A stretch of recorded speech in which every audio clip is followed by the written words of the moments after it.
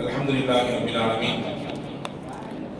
அல்லாஹும்ம ஸல்லி அலா ஸய்யிதினா முஹம்மதின் அல்லாஹும்ம ஸல்லி அலைஹி வஸல்லம். கண்ணியத்திற்குரிய சகோதரர்களே, எல்லாருடைய முகத்திலும் ரொம்ப சந்தோஷம் தெரியுது. எப்படி அல்லாஹ்வுடைய அருளால ரமலான் நிறைவுக்கு வந்துட்டோம். நாளைக்கு 27, அதுக்கு அங்குக்கு 2 நாள் தான் பெருநாள் இல்லையா? இப்பொழுது திருக்குர்ஆனும் நெருக்கத்திலே நிறைவாக போகிறது.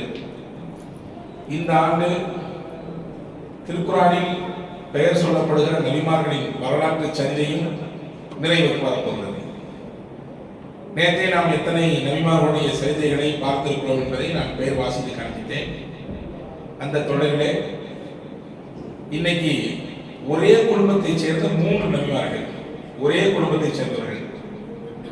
ஹஜ்ரத் ஜக்கரியா, அடுத்த ஹஜ்ரத் யஹ்யா, அடுத்த ஹஜ்ரத் ஈசா. 3 பேர்த்தையுமே தனித்தனியா பேசலாம், ஒவ்வொரு மணி நேரம் பேசலாம். ஈசா அலைஹிஸ்ஸலாம் பத்தி ரொம்ப லாங்கா பேச வேண்டிய செய்திகள், ஆனாலும் முடிஞ்ச அளவுக்கு சுருக்கமாக இன்றைக்கு நான் உங்களுக்கு தர பார்க்கிறேன். முதலாவது ஹஜ்ரத் சையதுனா ஜக்கரியா அலைஹிஸ்ஸலாம்.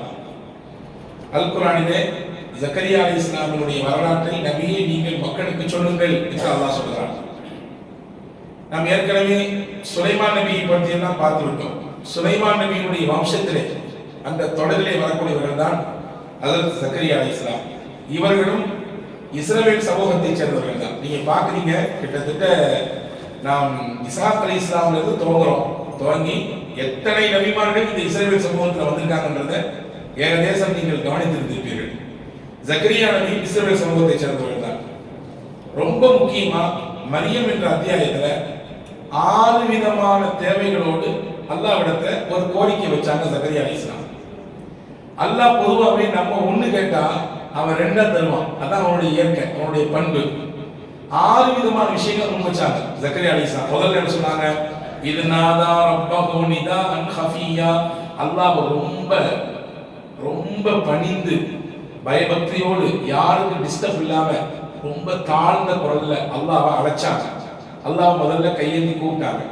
கூப்பிட்டு என்ன சொன்னாங்க? 2வது, இன்னி வஹனல் அஸ்மு மின்னி. யா அல்லாஹ், என்னுடைய உடம்புல இருக்கக்கூடிய நரம்புகள் எலும்புகள் எல்லாம் தேய்ந்துடுச்சு. அப்படின்னா என்ன அர்த்தம்? நான் வயது முதிர்ச்சி அடைஞ்சிட்டேன். அடுத்து சொல்றாங்க, வஸ்தஅல ரஅஸு ஷைபா. என் தலை முடிகள் எல்லாம் பழுத்து விட்டது. அப்படின்னா வெள்ளை முடி வந்து போச்சு. என்னுடைய வயோதிகம் என்னுடைய தோற்றத்துல தெரியுது. அடுத்து சொன்னாங்க 3வதா, அதே மாதிரி வலம் அக்கும் பிதுஆஇக ரப்பி ஷகியா. யா அல்லாஹ், நான் இதுவரையும் உன்னை கேட்டு உன்னுடைய பதில பெற்றுக்காத ஆள் கிடையாது. நான் எப்பெல்லாம் உன்னை கேட்பனோ அப்பெல்லாம் எனக்கு நீ பதில் கொடுத்துருக்க. நான் பாக்கியம் இழந்தவன்லாம் கிடையாது. கேட்கிற நேரம்லாம் எனக்கு நீ தரல. அடுத்து சொல்றாங்க, வஇன்னி ஹிஃப்துல் மபானிய மின் வராஇ. எனக்கு பின்னாடி இந்த இஸ்ரவேல் சமூகம் வழி மாறி போயிடக்கூடாது, திசை மாறி போயிடக்கூடாதுன்றதுக்காக வேண்டி எனக்கு ஒரு தேவை ஒன்று இருக்குது. எனக்கு ஒரு தேவை இருக்கு. இதெல்லாம் சொல்லிட்டு அடுத்து சொல்றாங்க, வக்கானத்தின் ராத்தி ஆக்கு. என் மனைவிக்கு ரொம்ப வயசாகி போச்சு. ஊர்ல உலகத்துல எல்லாரும் சொல்றாங்க, என் மனைவி பார்த்து மலடின்னு சொல்றாங்க. குழந்தை பெத்துக்காதுக்குள்ள குழந்தை பெத்துக்கிறதுக்கு இந்த பிள்ளைக்கு வந்து தகுதி இல்லை அப்படின்னு சொல்லி எல்லாம் சொல்றாங்க. இத்தனை விஷயத்தை அல்லாஹ் சொல்றாங்க, ஃபஹபினி மில்லதுன்க வலியா. இந்த 6ஐயும் பட்டியலிட்டு சொல்றாங்க, உன்கிட்ட இருந்து எனக்கு ஒரு பிள்ளையை கொடு. யா அல்லாஹ், எனக்கு நான் உன்கிட்ட துஆ செய்றேன். அடுத்து 2வதா சொன்னாங்க, என்னுடைய உடம்புலாம் எலும்புலாம் வந்து ரொம்ப பலகீனப்பட்டு போச்சு. 3வது சொன்னாங்க, என்னுடைய தலை முடியெல்லாம் வெளுத்து போச்சு. 4வது சொன்னாங்க, எத்தனையோ தடவை உன்னை கேட்டிருக்கேன், நீ எனக்கு வந்து மறுப்பே சொன்னது கிடையாது, நிறைய கொடுத்துருக்க நீ. 5வதா சொல்றாங்க, எனக்கு பின்னாடி இந்த சமுதாயத்தை வழிநடத்துக்கு ஆள் வேணும். 6வதா சொன்னாங்க, என் மனைவி வேற மரணின்னு சொல்லுது. இந்த 6 விஷயம் எனக்கு எதிராக இருந்தாலும் நான் உன்னை இப்ப கேட்க போறேன், எனக்கு புள்ள வேணும், எனக்கு குழந்தை வேணும். அல்லாஹ் கேட்டேன். அல்லாஹ் ஜல்லஷானஹு வ தஆலா ஹஜ்ரத் ஜக்கரியா அலைஹிஸ்ஸலாமுக்கு கொடுத்த பிள்ளை தான் யஹ்யா. நம்ம எல்லாம் என்ன செய்வோம்? குழந்தை பிறந்த உடனே 7வது நாளோ அல்லது வேற ஏதாவது குறிப்பிட்ட நாளோ உறவுகளை, சொந்தங்களை, நமக்கு வேண்டப்பட்டவங்களை எல்லாம் அழைச்சி ஒரு விழா வைப்போம். என்ன விழா? பெயர் சூட்டு விழா. அதை ஸ்ட்ராங்கா பண்ணவங்க இருக்காங்க. கொஞ்சம் எல்லாத்துக்கும் ஒரு அக்கீகா கொடுத்து விருந்து எல்லாம் கொடுத்து சிறப்பா செய்யணும்ன்ற எண்ணம், அது ஒன்றும் தப்பு கிடையாது. அக்கீகா விருந்து கொடுக்கிறது சிறப்பான விஷயம். அப்படி செய்யறது நம்முடைய வழக்கம். நாம தான் சூஸ் பண்ணுவோம் பேரை, நாம தான் தேர்வு செய்வோம்.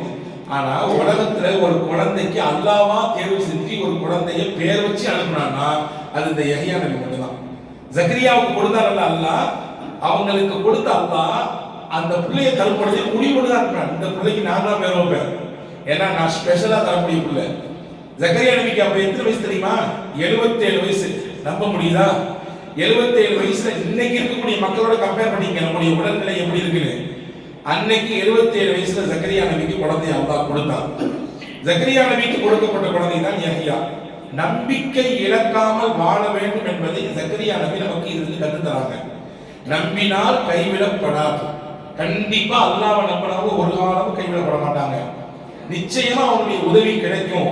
அது எத்தனை வயசு, எத்தனை நாள், சீசன்லாம் மாறி போச்சு, உடம்புலாம் பலவீனமாகி போச்சு, அல்லது நமக்கு எதிராக எல்லாமே திரும்பி நிக்குது, எப்படி எப்படி அப்படின்னா கொஸ்டினை அல்லாஹ்வுக்கு முன்னாடி வைக்க கூடாது. நம்பணும், நம்பினா கொடுப்பான்.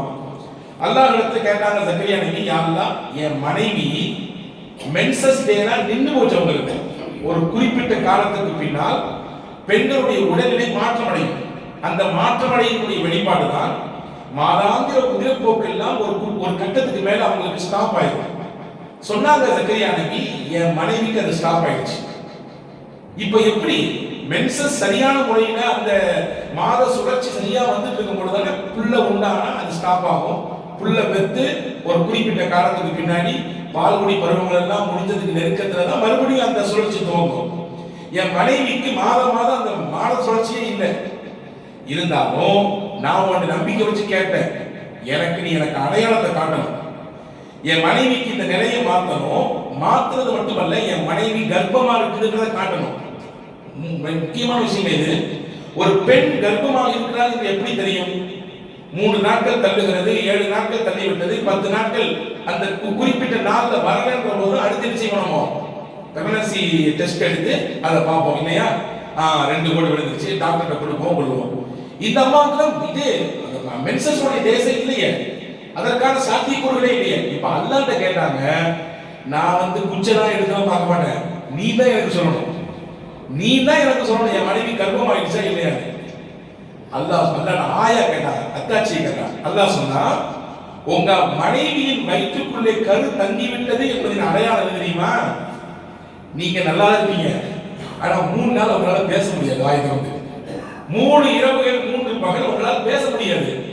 பேசிட்டு எல்லாத்தையும் பேசுறாங்க. அல்லாஹ் சொன்னா பேச முடியாது. நீங்க வெறுமனே கை கால மட்டும் தான் ஆட்ட முடியும், சைக்கிளை மட்டும் தான் செய்ய முடியும். அந்த சூழல் உங்களுக்கு எப்போ உருவாகுதோ புரிஞ்சுங்க, உங்க மனைவியின் வயிற்றுக்குள்ளே கரு தங்கிடுச்சுன்னு அர்த்தம்.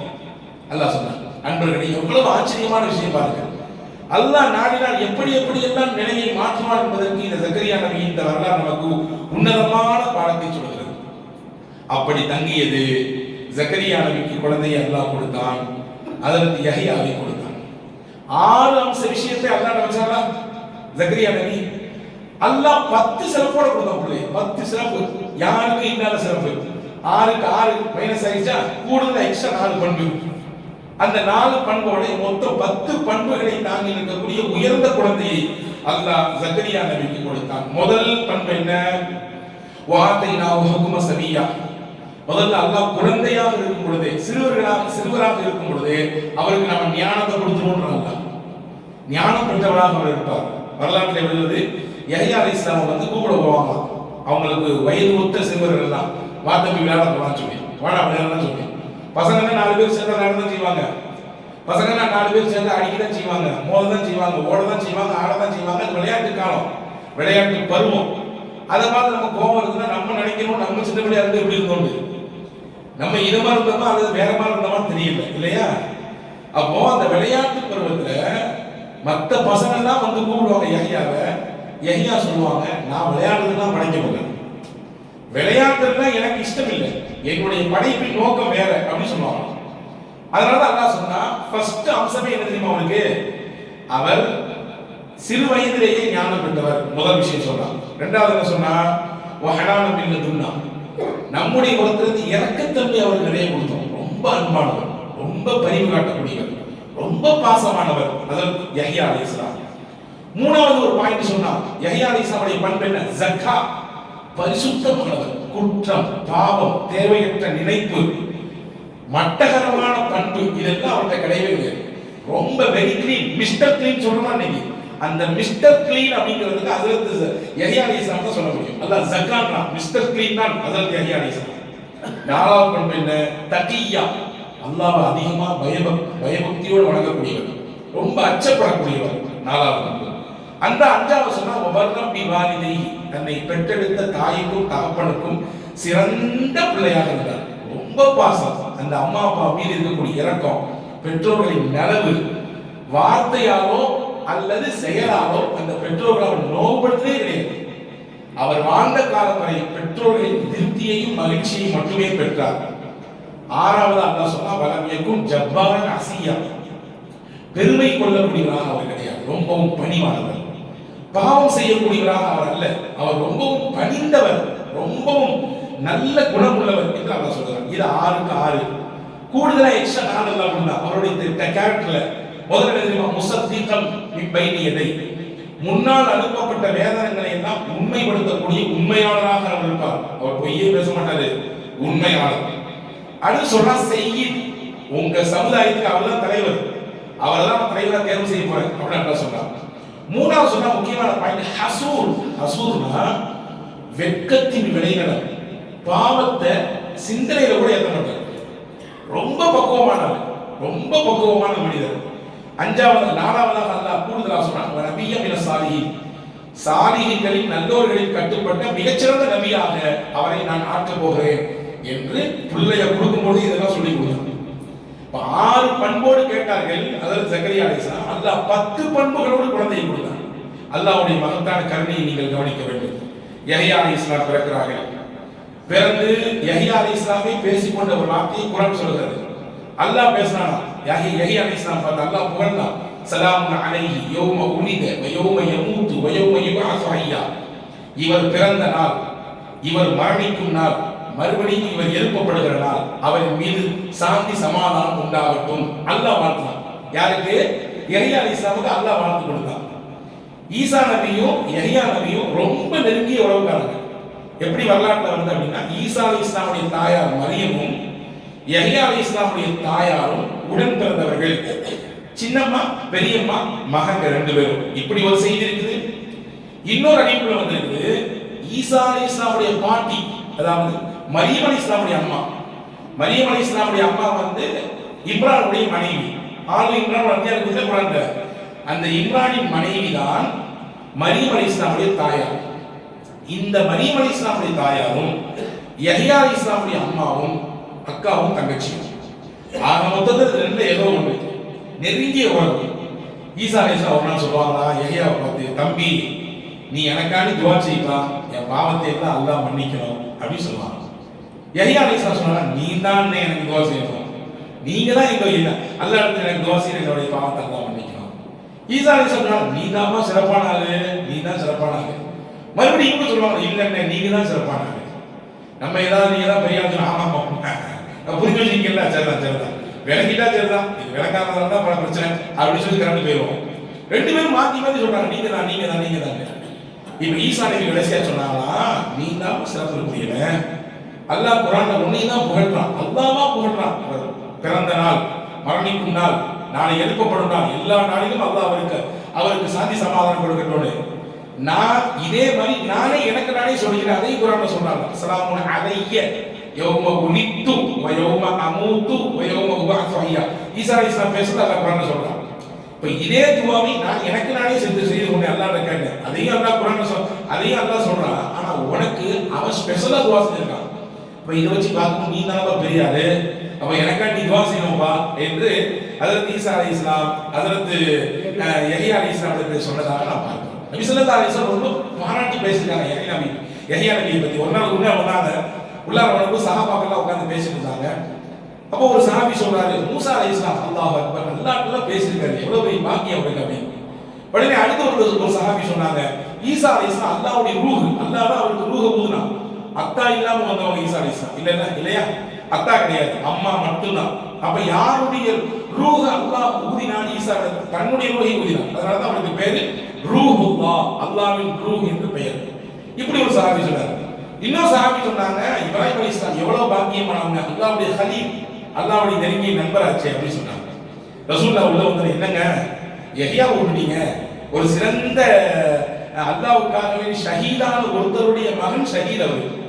அல்லாஹ்வுக்காக தன்னுடைய உயிரை கொடுத்த தியாகம் செய்த அவர் பெற்றெடுத்த பிள்ளை தான் இன்னொரு தியாகி, அவர் தான் யஹ்யா. அவர் எவ்வளவு சிறந்த மனிதர் தெரியுமா? ஒழுக்கத்தின் குன்றாக இருந்தார். கிடைத்ததை சாப்பிடுவார், இலைகளை சாப்பிடுவார், தரைகளை சாப்பிடுவார். அவருடைய பார்வையும் சரி, அவருடைய நடவடிக்கையும் சரி எல்லாத்துக்கும் பிடிக்கிற மாதிரி இருக்கும் என்று பெருமானார் ஸல்லல்லாஹு அலைஹி வஸல்லம் அவர்கள் யஹ்யா அலைஹிஸ்ஸலாமை புகழ்ந்து பேசியிருப்பதாக நாம் இங்கே பார்க்கிறோம்.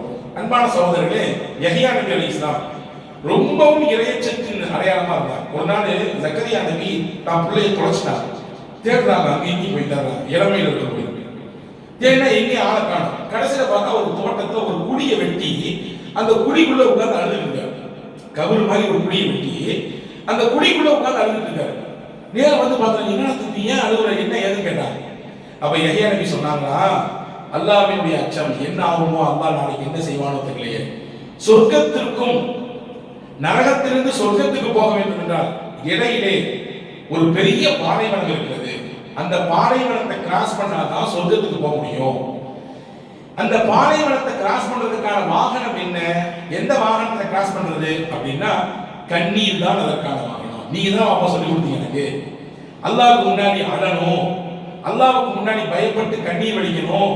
இந்த கண்ணீர் என்ற வாகனம் தான் நம்மை சொர்க்கத்திலே கொண்டு போய் சேர்க்கும் அப்படின்னு நீங்க தான் சொல்லி கொடுத்தீங்க.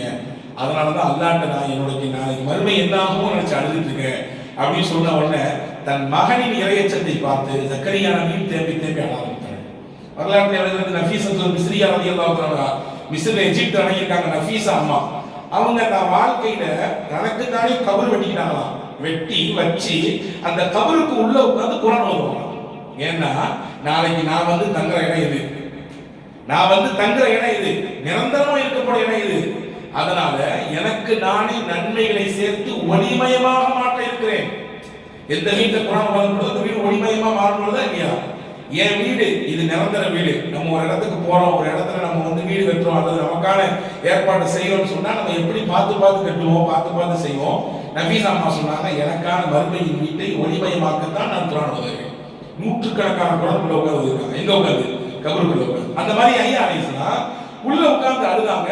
அதுல ஜக்கரியா அலைஹிஸ்ஸலாமே அழ வைத்து விட்டார்கள் என்று அவர்களின் வரலாற்று செய்தி நமக்கு சொல்கிறது. ஆக ஜக்கரியா அலைஹிஸ்ஸலாம், யஹ்யா அலைஹிஸ்ஸலாம் ரெண்டு பேருமே பனு இஸ்ரவேலர் சமுதாயத்தால் கொல்லப்பட்டார்கள், ஷஹீதாக்கப்பட்டார்கள். எப்படி கொல்லப்பட்டாங்க? வரலாற்று வருகிறது. முஹம்மது ஸல்லல்லாஹு அலைஹி வஸல்லம் மேராஜுக்கு போறாங்க. போகும்போது ஜக்கரியா நபியை பார்க்கறாங்க. பார்க்கும் பொழுது கேட்கறாங்க, எப்படி யஹ்யா அலைஹிஸ்ஸலாம் இறந்தார், அவரை யார் கொலை செய்தது அப்படின்னு கேட்டாங்க. அப்ப ஜக்கரியா அலைஹிஸ்ஸலாம் கதையை சொன்னாங்க, ரசூலுல்லாஹ் சொன்னாங்க, யார் சொல்லலாம், இந்த மாதிரி யஹ்யா ரொம்ப நாணமானவர், ரொம்ப அழகானவர், பார்ப்பதற்கு அவ்வளவு ஒரு பேரழகு. ஒன்றை நீங்க விளைக்குங்க, எந்த மனிதர் தன் பார்வையை பேணுகிறாரோ அல்லாஹ் அவர் முகத்திலே அவன் புறத்திலிருந்து பேரொளியை கொடுத்து விடுவான்.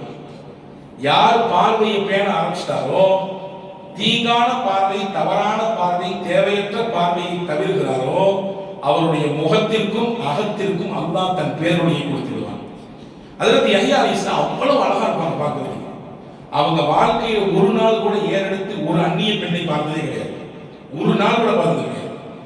இப்போ அந்த யஹ்யாவினுடைய அழகிலே மயங்கிய டமாஸ்கஸ்ல இருந்த ஒரு அரசனுடைய மனைவி என்ன செய்யுது சொன்னா, அவரை கல்யாணம் பண்ணணும் அல்லது அவரை நான் வந்து அடையணும்னு ஆசைப்படுது. ஆனா அவரு மூச்சை காட்டுது, அது சம்பந்தமாக ஏறெடுத்து கூட பார்க்கல. கடைசியில அரசனுடைய மனைவி அரசன் சொல்லிச்சா, எனக்கு யஹ்யாவுடைய ரத்தம் வேணும்னு கேட்டுச்சு. எனக்கு யஹ்யாவின் ரத்தம் வேணும். அந்த அரசை எப்படிப்பட்ட ஆளா, என்ன கேட்டாலும் அவன் சொல்லிட்டாலும் அந்த சொல்ற வாக்கை காப்பாற்றலாம். அப்ப ஆட்களை அனுப்பி ஜக்கரியா அலைஹிஸ்ஸலாம் தொழுதுட்டு இருக்காங்க, அவருக்கு பக்கத்துல யஹ்யா நபி தொழுதுட்டு இருக்காங்க. அவருடைய படை வந்தது, யஹ்யா அலைஹிஸ்ஸலாமை வெட்டினார்கள். யஹ்யா அலைஹிஸ்ஸலாமுடைய ரத்தத்தை ஒரு பெரும் கோப்பையிலே கொண்டு போய் அந்த அரசைக்கு முன்னாடி வச்சாங்க. நீங்க கேட்ட யஹ்யா செத்துட்டாரு, அவருடைய ரத்தம் இதுதான். கொடூரக்கார அரசினுடைய உச்சகட்டம் இது. இதை சொல்லும் பொழுது ரசூலுல்லாஹ் கேட்டாங்க ஜக்கரியா நபிட்ட, ஏங்க உங்க பிள்ளைய உங்க பக்கத்துல நிக்கும் போது வெட்டுறாங்க, எம்புட்டு பொறுமைங்க உங்களுக்கு, ஏன் ஒண்ணுமே கேட்கலையா? நான் அந்த அப்ப தொழுதுட்டு இருந்தேன், நான் தொழுதுட்டு இருந்தேன், ஏன் அல்லாஹ்வோட பேசிக்கிட்டு இருந்தேன், எப்படி அதை முறிக்கிறதுன்னு கேட்டாங்க. இதுதான் நபிமார்களுக்கு நமக்கு வித்தியாசம். நம்ம கொசு அடிச்சா ஓங்கி ஒரு சப்பு நிறைஞ்சு என்னடா இது மேனையும் போட மாட்டேங்கிறாங்க, ஏசியும் போட மாட்டேங்கிறாங்க நீ மனசுக்குள்ளே நினைச்சுக்கிறோம் இல்லையா? நபிமார்களுடைய நினைப்பு மகன் இறக்குறார், அங்கே கொல்லப்படுறாரு, அந்த நேரத்திலையும் கூட அதாவது ஜக்கரியா நபி ரசூலுல்லாஹ் சொல்றாங்க தொழுது ஹிருதயம் ஒரிக்கிறதுக்கு மனசு வரலன்னு. இப்ப ரத்தம் அங்க போன பின்னாடி டமாஸ்கஸ் போன பின்னாடி அன்னைக்கு அழிச்சா அந்த கூட்டத்தை, அந்த அரசனையும் அந்த அந்த அந்த கொலைக்கு யாரெல்லாம் காரணமா இருந்தாங்களோ எல்லாத்தையும் அல்லாஹ் பூமியோடு பூமியாக உள்ளே அமைக்கி விட்டாங்க. மொத்தமும் உள்ளே போயிட்டாங்க. உள்ள போனவனுக்கு ஜக்கரியா நபியினுடைய கூட்டத்தில் இருந்தவங்க எல்லாம் இஸ்ரவேலர்கள். அவங்க எல்லாம் அதுக்கு ஆதரவான ஆளு. யாரு? அந்த அரசனுக்கு ஆதரவான ஆளு. என்னமோ இறைவன் வந்து ஜக்கரியாவுடைய மகனை காப்பாற்ற இப்படி அவங்களுடைய கூட்டத்தை அடிஷனா போட தெரியுது. அதுக்கு நம்ம எப்படியாவது பழி வாங்கணும், ஜக்கரியாவை போட்டு தெரியும், ஜக்கரியாவை போட்டு தெரியும் என்று ஜக்கரியா அலைஹிஸ்ஸலாமை கொள்வதற்கு திட்டமிடுகிறார்கள். ஜக்கரியா அலைஹிஸ்ஸலாம் இதை தெரிந்து கொண்டு ஓடினார்கள். ஓடும் பொழுது ஒரு பெரிய மரம் தானாக வழி கொடுத்தது. அந்த பெரிய மரத்துக்குள்ளே உள்ளே போய்விட்டார்கள் ஜக்கரியா அலைஹிஸ்ஸலாம். அல்லாஹ்வின் நாட்டம். அதாவது ஜக்கரியா அலைஹிஸ்ஸலாம் உள்ள போய் ஒளிஞ்சிட்டாங்க. அவங்களுடைய ஆடையினுடைய ஒரு சின்ன பகுதி வெளியே மாட்டிடுச்சு. அவங்க ஆடையினுடைய ஒரு சின்ன பகுதி வெளியே மாட்டிடுச்சு. ஷைத்தான் மனித ரூபத்திலே வந்து இஸ்ரவேலர்கள் சமூகத்தில் சொன்னா ஜக்கரியா உள்ளதான் ஒளிஞ்சிருக்காரு, மரத்துக்குள்ள ஒளிஞ்சிருக்காரு, நீங்க கொல்லதான் போறீங்க, கொண்டு கொடுங்க அப்படின்னு சொன்னாங்க. இப்பொழுது மரத்தை வெட்ட ஆரம்பித்தார்கள். ஆரம்பித்து சொன்னாங்கன்னா கரிச்சு எரிச்சலாம் சொன்னாங்க. எரிக்கலாம் கூடாது, வெட்டணும், 2 துண்டா வெட்டணும் அப்படின்னு சொன்ன நேரத்தில் தான் அதில் ஜக்கரியா அலைஹிஸ்ஸலாம் இந்த விஷயத்தை அல்லாஹ்வின் தூதர் முஹம்மது ஸல்லல்லாஹு அலைஹி வஸல்லம் சொல்றாங்க. ஓ வெட்டினாங்கன்னு கேட்டாங்க ரசூலுல்லாஹ். ஆமான்னாங்க. உங்களுக்கு வலிக்கவே இல்லையான்னு கேட்டாங்க. சின்ன பிளேடோ ஒரு சின்ன குண்டூசியோ நம்ம கையில பட்டுச்சுன்னா எவ்வளவு தூரம் வலிக்குது, எவ்வளவு துடிச்சு போயிடுறோம், ரம்பத்தை கொண்டு அறுக்கிறாங்க. அதில் ஜக்கரியா அலைஹிஸ்ஸலாம் உறுதியான மனதோடு சொன்னார்கள், அல்லாஹ் அந்த நேரத்திலே எனக்கு இருந்த வலியை அந்த மரத்திற்கு ஷிஃப்ட் பண்ணாங்க. எனக்கு வர வேண்டிய அந்த வலியை மரத்துக்கு அல்லாஹ் கடத்திட்டான், எனக்கு வலிக்கவே இல்லைன்னா. அதாவது ரசூலுல்லாஹி ஸல்லல்லாஹு அலைஹி வஸல்லம் ஹதீஸ் எனக்கு இந்த ஞாபகம் வருது. போர்க்களத்துல பல சஹாபாக்கள் போய் உயிரை விட்டுருக்காங்க இல்லையா, நேருக்கு நேர் மோதிட்டாங்க, குத்தப்பட்டிருக்காங்க, வெட்டப்பட்டிருக்காங்க, பல்வேறு காயங்கள் வாங்கப்பட்டு ஷஹீதாக்கப்பட்டிருக்காங்க. ரத்த வெள்ளமா ஹம்ஸா ரலியல்லாஹு அன்ஹு அப்படி துண்டு துண்டா வெட்டிட்டாங்க. அவருடைய ஈர கொலையை பிடிச்சு அப்படி எடுத்துட்டாங்க. சஹாபாக்கள் கேட்டாங்க, யார் ரசூலுல்லாஹ் ஷஹீதாகும் பொழுது அவங்களுக்கு வேதனை இருக்காதா? இவ்வளவு தூரம் கொடூரமா கொல்லப்படுறாங்க, நமக்கே சிந்தனை வருது, ஏதாவது சின்ன காயங்களே வலிக்குது, அப்படி கொடூரமா கொல்லப்படும் பொழுது எப்படி? ரசூலுல்லாஹ் சொன்னாங்க, அல்லாஹ் அக்பர். ஒரு அல்லாஹ்வின் பாதையில் ஒருத்தர் உயிரை விடுவது என்பது அல்லாஹ் எப்படி அவருக்கு ஆக்கி விடுவான் என்றால், உங்களிலே யாருக்கே ஒருத்தருக்கு எறும்பு கடித்தால் எப்படி இருக்கும் அப்படித்தான் இருக்கும்.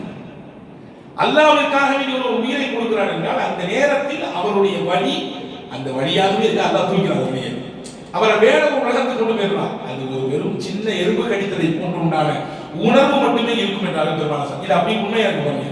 அதாவது ஜக்கரியா அலைஹிஸ்ஸலாம் சொல்றாங்க, எனக்கு வலிக்கவே இல்லை, அந்த வழி அப்படி எங்கே இருக்குது, மரத்தை கொடுத்துட்டா அல்லாஹ் என்னை கூப்பிட்டு போனாங்க. இப்படி அந்த இஸ்ரவேல் சமூகம் ஜக்கரியா அலைஹிஸ்ஸலாமை கொன்றது, யஹ்யா அலைஹிஸ்ஸலாமை கொன்றது. அது மட்டுமல்ல 70 நபிமார்களை கொலை செய்தார்கள். குர்ஆன் அல்லாஹ் சொல்றான், எந்த இஸ்ரவேல் சமுதாயத்திலிருந்து அல்லாஹ் நபிமார்களை அனுப்பினானோ அதே இஸ்ரவேல் சமுதாயத்தினுடைய பிற்பகுதியிலே வந்தவர்கள் 70 நபிமார்களை கொண்டார்கள். பைத்துல் முகத்தஸின் பகுதியில் ஒரு பெரிய பாறை வச்சு அந்த பாறையிலே போட்டு போன நபிமார்களை அடித்து கொலை செய்தார்கள். பொதுவாகவே அராஜகமும் அட்டுழியமும் அநியாயமும் தலை தூக்கும் பொழுது அந்த அநியாயத்தை அடிக்கிறதுக்கு இன்னொருத்தர் அல்லாஹ் கொண்டு வருவோம் இல்லையா? சில சமயங்கள் நல்லவங்களும் வருவாங்க, சில சமயத்துல கொஞ்சம் வித்தியாசமானவங்களும் வருவாங்க. ஏன் அதை அடிக்கணும், அவங்க மறுபடியும் மேல ஏறிடக்கூடாதுக்காக வேண்டி. அப்படித்தான் இந்த இஸ்ரவேல் சமுதாயத்தில் 70 நபிமார்களை கொலை செய்தார்கள். அதற்கு பகரம் தீட்ட புஹ்து நஸர் என்று சொல்லக்கூடிய ஒரு அரசன் வந்தான். அவன்தான் இஸ்ரவேல் சமுதாயத்திலே 70,000 மக்களை கொலை செய்தான். 70 நபிமார்களை கொண்டாங்களா? அவன் வந்தான் டமாஸ்கஸ்க்கு. வந்த பொழுது அந்த அரசி கேட்டுச்சுல, யஹ்யா அலைஹிஸ்ஸலாம் ரத்தம், அந்த ரத்தம் அந்த சட்டிக்குள்ள அப்படி கொதிச்சுட்டே இருந்துச்சான், நீ கவகம் கொதிச்சுட்டே இருந்துச்சான். புஹ்து நஸர் கேட்டாங்க, என்னங்க ரத்தம் கொதிச்சுட்டு இருக்கு, அடிப்படையிலேயே சாதாரணமா தான் இருக்குது. மக்கள் சொன்னாங்க, இது யஹ்யாவோட ரத்தம் சொன்னாங்க. இந்த ஊர்ல ஒரு குடும்பக்கார அரசர் இருந்தான், யஹ்யாவை கொண்டு ரத்தத்தை எடுத்து அவன் மனைவி கேட்டுச்சுன்னு வச்சிருக்கான். அப்படியா அப்படின்னு கேட்டு புஹ்து நஸர் அந்த கொலைக்கு காரணமாக இருந்த ஜக்கரியா நபிக்கு கொலைக்கு காரணமாக இருந்த அதற்கு யாரெல்லாம் மௌனிகளா இருந்து ஆதரவு கொடுத்தாங்களோ, சில நேரத்துல சம்பந்தப்படாம இருந்தாலும் மௌனமா இருந்து ஆதரவு கொடுத்து தப்புங்க.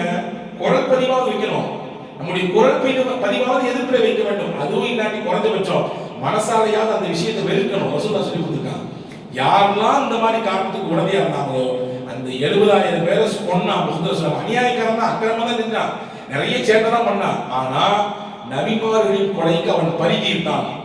70,000 பேர் செத்த பின்னாடி தான் இங்கே கொதித்துக் கொண்டிருந்த இந்த ரத்தம் அந்த கொதிப்பு நிலையிலிருந்து அடங்கியது என்று வரலாற்று ஆசிரியர் சொல்றாங்க. சயீது செய்வர் அப்துல்லா போன்ற அறிஞர்கள் சொல்றாங்க. ஆக அதற்கு ஜக்கரியா அலைஹிஸ்ஸலாம் யஹ்யா அலைஹிஸ்ஸலாமுடைய வரலாறு இதுதான். அதற்கு ஜக்கரியா யஹ்யாவிடத்தில் நாம் பெற்றுக்கொள்ள வேண்டிய ரொம்ப முக்கியமான பாடம், எப்படி ஜக்கரியா அலைஹிஸ்ஸலாம் உறுதியான நம்பிக்கையோடு கடைசி வரை போராடினாங்களோ அந்த மாதிரி வாழ்க்கையில நமக்கு இழப்புகள் இருந்தாலும் சிரமங்கள் இருந்தாலும் கிடைக்காதே என்ற எண்ணங்கள் இருந்தாலுமே கூட நாம் உறுதியோடு போராட வேண்டும். அல்லாஹ்வின் மீது முழுமையான நம்பிக்கை வைக்க வேண்டும்.